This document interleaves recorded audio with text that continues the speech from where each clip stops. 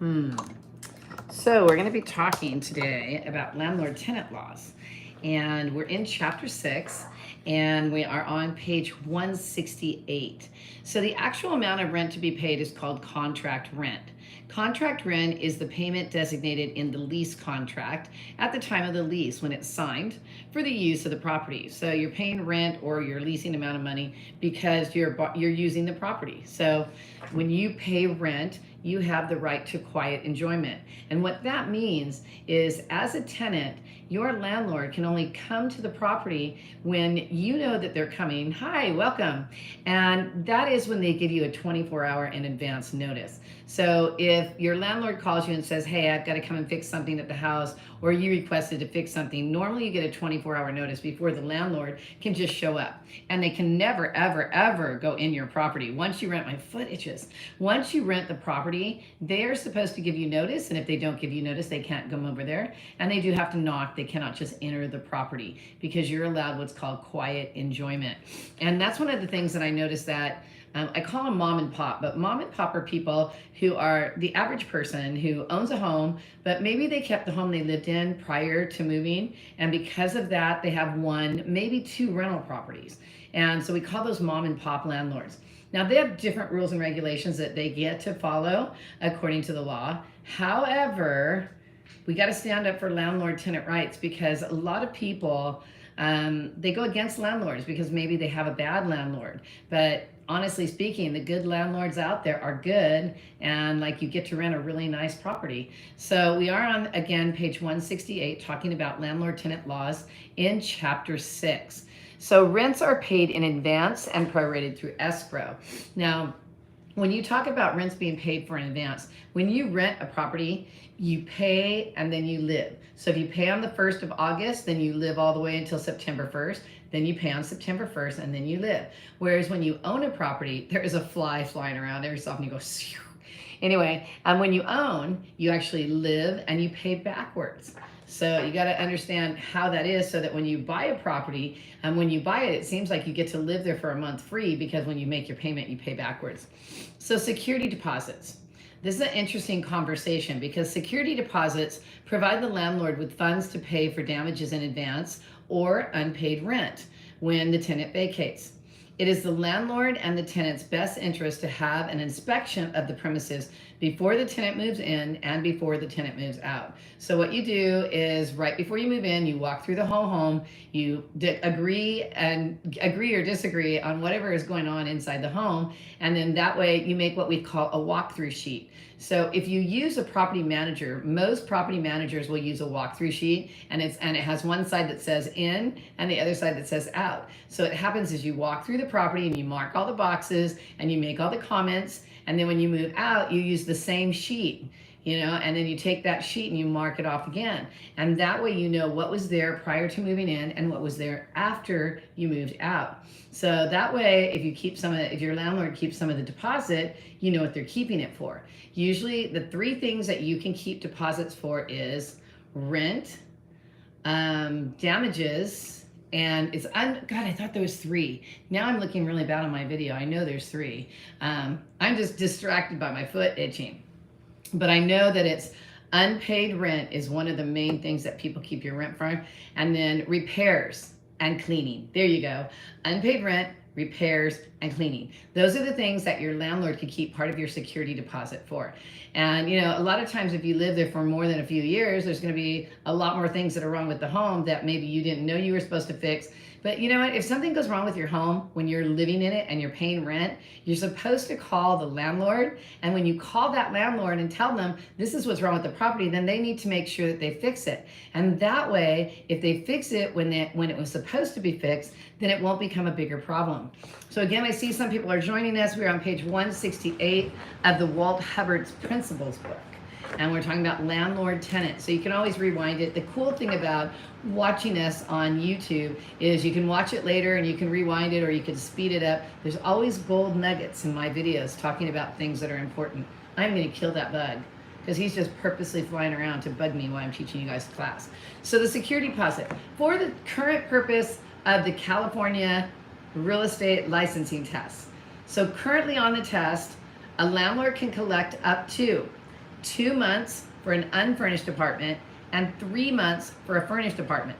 If you are already a licensed real estate agent and you don't need to take your exam, the updated information as of January, so all my information is constantly being kept updated. So if you guys are watching me, please give me a thumbs up and make comments. I love comments because that way if you have any questions, I can answer them. So my stuff is so current, it's ridiculous. And that's because I'm involved with the California Association of Realtors. And I make sure that I keep myself up to date so that you guys will have everything that you need to be current also.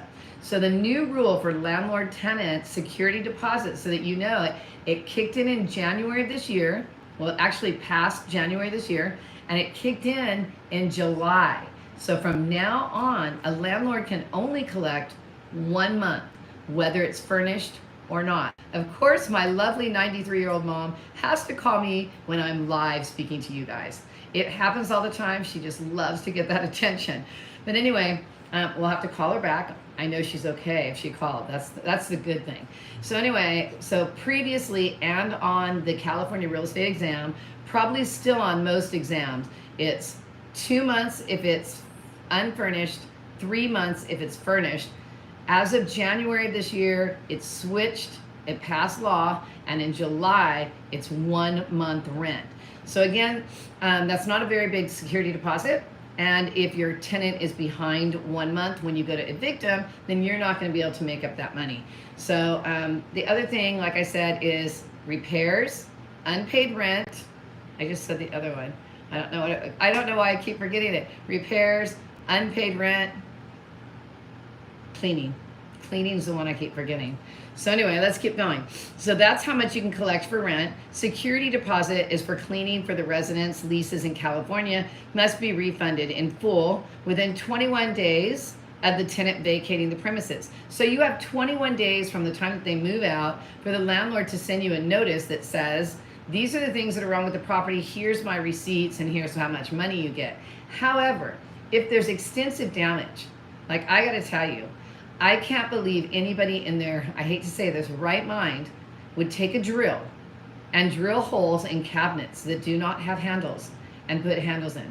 Because that's what happened at my last property. You know, I went to do the walkthrough. I know that there was no handles on those white, beautiful cabinets when they rented the property.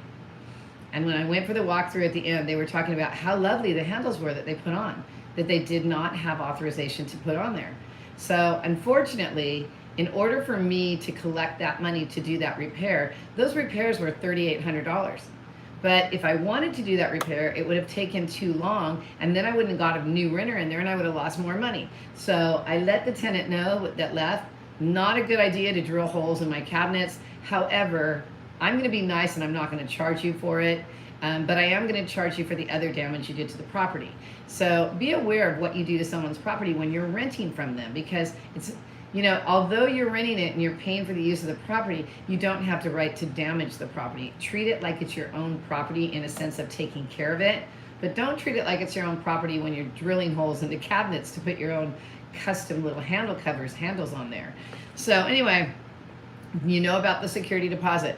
My goal is to do anywhere from 1 to 2 pages a night so that we can get through this book for anybody that's trying to get past their principles course. Also, most of the tests that you will take about real estate have a lot of information from these classes. So security deposits might be different from state to state. Assignment and subleasing provisions. So if it does not say that you cannot sublease, then you can sublease. So what sublease means is you're renting a property from somebody. And let's say that you have a 5-year lease. Most of the time you have like a 2 or 3 year lease. But let's say that during that time of the lease, you get a new job offer. And you're like, oh my gosh, I got this new job offer. And you're only paying $1,500 a month.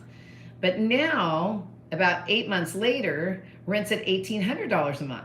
So if rent is now at $1,800 a month, you can go ahead and take your job transfer and rent it out yourself. That's subleasing, where you transfer it and you now sublease it to somebody else, and you're making $300 a month after that. So I have somebody asking me questions about buying houses. And so this video is every day I go on and I talk about how to pass the California real estate exam and how to pass other exams. We do also have videos on how to buy a house. So if you look through my videos on this, actually on this channel, Making Money in Real Estate with Sharon Butler, it has steps on how to buy a home. And we have step 1, step 2, step 3, step 4. So you have to go to the video of step 1, apparently. And step 1 is talking to a loan officer and getting pre-approved to buy a home. And that's the first thing anybody and everybody should do. So going on to assigning the lease, that's where we were. So you can sublease or assign your lease to somebody else, and you can make money off of it. I actually had one lady that was a client of mine that she did what's called Airbnb. I'm sure you all know about Airbnb. And what she did was she leased properties in New York, and she leased properties in Santa Monica, and then she did Airbnbs on all of them. And she was making over $200,000 a year just leasing out other people's properties. So as long as it does not say you cannot, then you can. So that's that. On page 169, it talks more about the sublease. And the lease is still an obligation for the original lease. And a sublease, you're still going to be obligated on that original lease. Wherein, as an assignment, all the rights and obligations are transferred to the new tenant. When the tenant signs an assignment, the assignee who acquired the leasehold estate becomes the tenant. And then it goes on to a sandwich lease. Now, a sandwich lease is not on the state exam. It used to be a long time ago, but it's not anymore. So we're going to stop there on page 169 and start in the middle of 169 tomorrow. And go ahead and look on my Instagram and my TikTok. We're doing lots of new things to help you advance your career in real estate. So thank you for joining, and I'll see you next time in class.